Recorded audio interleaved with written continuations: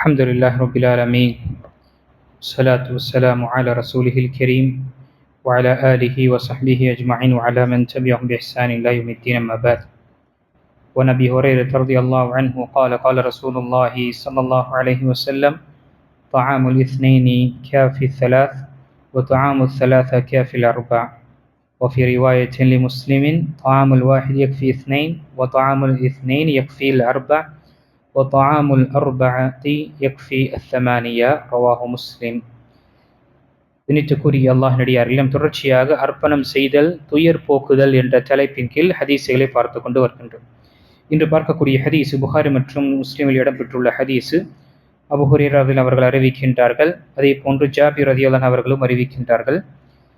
அல்லாஹுடைய தூதர் ஸல்லல்லாஹு அலைஹி வஸல்லம் கூறினார்கள்: ஒருவரின் உணவு 2 பேருக்கு போதுமானதாகும், 2 பேர் உணவு 4 பேருக்கு போதுமானதாகும், 4 பேர் உணவு 8 பேருக்கு போதுமானதாகும் என்று நபி ஸல்லல்லாஹு அலைஹி வஸல்லம் கூறினார்கள்.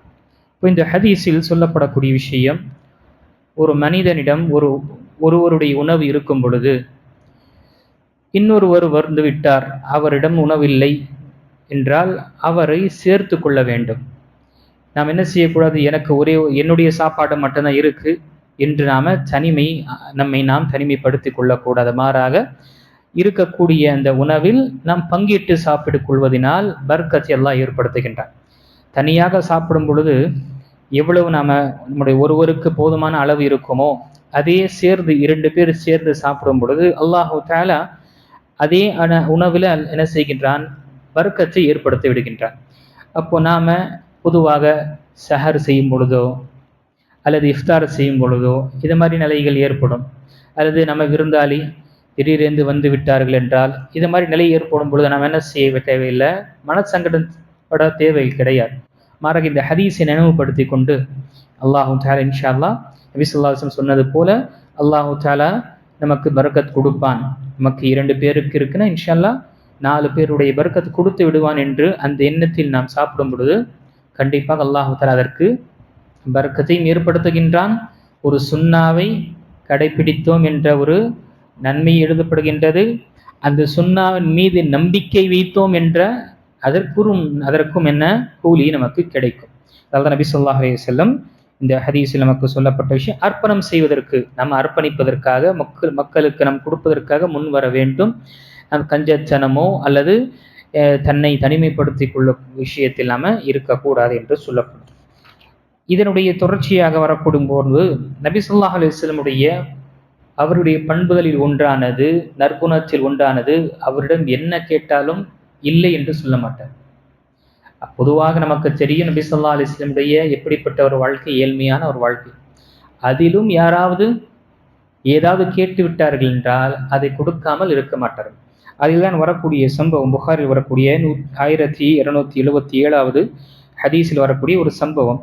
ஒரு பெண்மணி நபி ஸல்லல்லாஹு அலைஹி வஸல்லமுக்கு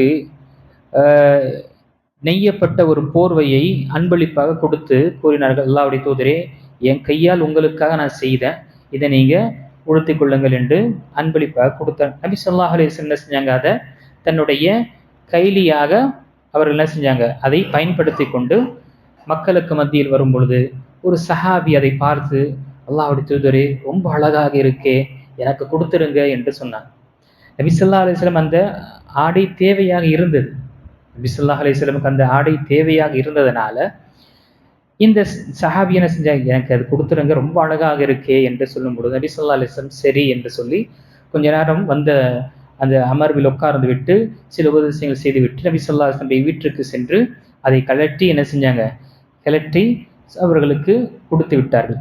இதை பார்த்த சஹாபாக்களுக்கு கொஞ்சம் மற்ற சஹாபாக்களுக்கு ஒரு கடுமையான ஒரு கோபம் ஏற்பட்டது அல்லது வெறுப்பு ஏற்பட்டது. என்ன, நபி ஸல்லல்லாஹு அலைஹி வஸல்லம் வந்து கடந்த பிறகு அந்த சஹாபியிடம் கேட்குறாங்க, உனக்கு தெரியாதா, இதை ஏன் கேட்டீங்க, நீங்க நபி ஸல்லல்லாஹு அலைஹி வஸல்லமுக்கு தேவையாக இருந்தும் நீங்க கேட்டீங்களே, நபி ஸல்லல்லாஹு அலைஹி வஸல்லம் பண்பு உங்களுக்கு தெரியாதா, கேட்ட விஷயத்தை கொடுக்காம இருக்க மாட்டாங்க, நீங்க ஏன் வந்து அதை கேட்டீர்கள் என்று சொல்லும் பொழுது அந்த சஹாபி என்ன கூறினார், நான் இதை உடுத்துவதற்காக கேட்கவில்லை, என்னுடைய கஃபனை என்னுடைய கஃனுடைய ஆடை, இந்த துணியை இந்த போர்வையாக ஆக்கிக் கொள்வதற்காக தான் நான் கேட்டேன்.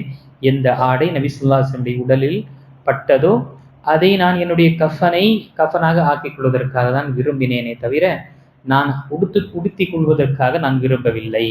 அதே போல இந்த ஹதீஸை அறிவிப்பாளர்கள் அறிவிக்கக்கூடிய விஷயத்தில் இவருடைய வஃபாத்திற்கு பிறகு அந்த ஆடையை கஃனாக அவர்களுக்கு அணிவிக்கப்பட்டது என்று. இங்கு சுப்ஹானல்லாஹ், முதல் விஷயம் நபி ஸல்லல்லாஹு அலைஹி வஸல்லம் அர்ப்பணம் செய்யக்கூடியவர்களாக இருந்தார். இந்த உலகத்துடைய எந்த ஒரு ஆசாபாசத்துடைய விஷயத்தை அவர்கள் விரும்பவில்லை, மாறாக அனைத்துமே கொடுக்கக்கூடியவர்களாக இருந்தார்கள். இரண்டாவது, இங்கு நபி ஸல்லல்லாஹு அலைஹி வஸல்லமுடைய விஷயத்தில் அல்லது நபி ஸல்லல்லாஹு அலைஹி வஸல்லமுடைய அவர்களுடைய உமிழ்நீராக இருக்கட்டும், அவருடைய வேர்வையாக இருக்கட்டும், அவர் உடுத்திய ஆடையாக இருக்கட்டும், இதை கொண்டு பரக்கத் அல்லது இதை கொண்டு அபிவிருத்தி என்று இருக்கின்றது. அது நபிக்கு மட்டும்தான். நபியுடைய அவருடைய ஹயாத்தில் மற்றும் அவருடைய அவர்கள் எப்பொழுது ஹயாத்தாக இருந்தார்களோ அதுவரை தான்.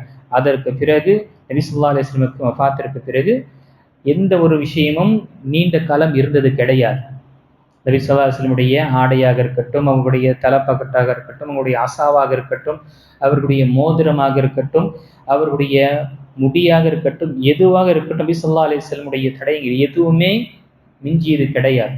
இப்பொழுது நாம் பார்க்கிறோம், சில நாடுகளில் நபி ஸல்லல்லாஹு அலைஹி வஸல்லமுடைய முடி இருக்கு, நபி ஸல்லல்லாஹு அலைஹி வஸல்லமுடைய தலப்பாக்கட்டு இருக்கு, நபி ஸல்லல்லாஹு அலைஹி வஸல்லமுடைய ஷால்வா இருக்கு, அவர்களுடைய ஜுப்பா இருக்கு என்று நாம் பார்க்கிறோம். இங்க கூட திருநெல்மலை பல்லாவரம் திருநெல்மலை இது மாதிரி இந்த உருஸ் நடக்குது, வருஷம் எடுத்துட்டு போயிடும். மேலே ஏதோ ஒரு பழைய கிழிஞ்ச துணியை வச்சுட்டு நபி ஸல்லல்லாஹு அலைஹி வஸல்லம் உடையதுன்னு சொல்லி வசூல் செய்யக்கூடிய விஷயம் பார்க்குறோம்.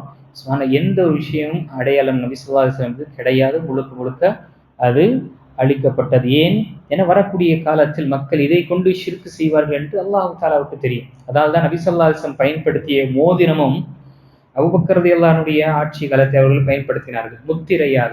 நபி ஸல்லல்லாஹு அலைஹி வஸல்லம் தன்னுடைய மோதிரத்தை எதற்காக பயன்படுத்தினார்கள்? முத்திரை, முஹம்மது ரசூல் அல்லாஹ் என்று எழுதியப்பட்ட அந்த முத்திரைக்காக. ஏன் நபி ஸல்லல்லாஹு அலைஹி வஸல்லமுக்கு எழுத படிக்க தெரியாது.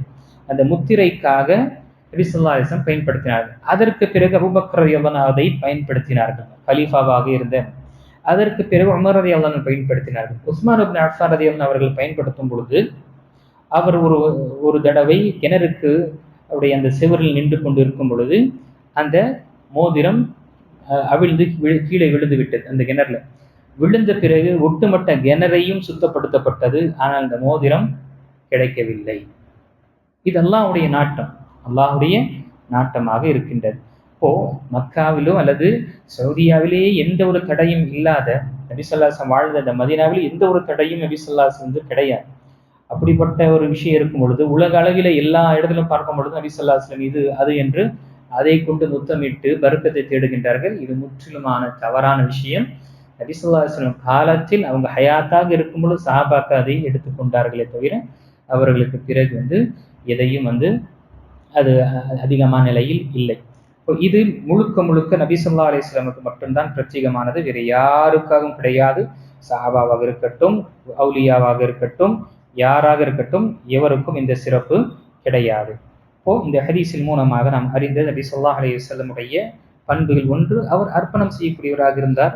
அதே போல சஹாபாக்களும் தனக்காக ஒரு விஷயத்தை விரும்புகின்றார் அல்லது கேட்கின்றார்கள் என்றால் அதில் ஏதாவது ஒரு காரணம் இருக்கும். உலக ஆசைக்காக கேட்கக்கூடியவர்களாக அவர்கள் இல்லை, மாறாக தன்னுடைய மறுமைக்காகவோ அல்லது தன்னுடைய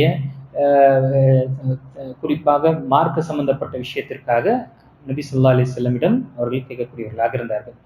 அல்லாஹு தஆலா நமக்கு எப்பொழுதுமே மக்களுக்கு உதவி செய்யக்கூடியவர்களாகவும் மக்களுக்கு கொடுக்கக்கூடியவர்களாகவும் அல்லாஹ் நம்மை ஆக்கிடுவானாக. அல்லாஹு தஆலாவை தவிர்த்து வேறு யாரிடமும் யாசனம் செய்யக்கூடிய நிலையிலிருந்து அல்லாஹ் நம்மை பாதுகாப்பானாக. ஆமீன். வாஹிரு தஅவானா அல்ஹம்துலில்லாஹி ரப்பில் ஆலமீன்.